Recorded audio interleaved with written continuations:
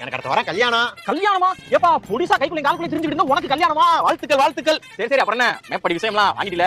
பத்திரிக்கை கொடுக்க வந்திருக்கேன். என்னமா பேசிட்டு இருக்கீங்க? நீ நினைக்கிற மாதிரிலாம் எதுவும் கிடையாதுயா. அத்தி பழத்தை சொன்னையா? அத்தி பழமா? அதுல என்ன இருக்கு? என்ன இருக்கா? புத்தி இல்லாம பேசிட்டு இருக்க. அத்தில தாயா சத்தி இருக்கு. சத்தியா? ஆமா. அண்ணே இப்படியே கொஞ்சம் சொல்லுங்க. அத்தி பழம் ஆண்களுக்கு அப்படி மட்டும் கிடையாது. சுகர் பேஷண்ட் கூட சாப்பிடலாமா? சுகரை கண்ட்ரோல்ல வைக்கிறதுக்கு அத்தி பழம் உதவுதான். இந்த வயித்து சிக்கல்லாம் இல்லாம இருக்கிறதுக்கு உதவுதான். நம்மளுடைய யூரின்ல இருந்து நச்சுக்களை வெளியேற்றுறதுக்கெல்லாம் உதவுதான். இதுக்கு சுகருக்கு நல்லது அப்படின்னு சொல்லி ஜர்னல் ஆஃப் டயபெட்டிஸ் அப்படின்னு ஒரு ஆராய்ச்சி பேப்பரே 2018ல விட்டுருக்காங்களாம். இது என்ன சொல்றாங்க அப்படின்னா, இதுல இருக்கக்கூடிய அப்சிசிக் ஆசிட் அப்படிங்கிறது என்ன செய்யுதுன்னா, நம்ம சாப்பிட்ட உடனே நம்ம உடம்புல சுகர் ஏறத இந்த அத்திப்பழம் குறைக்குது.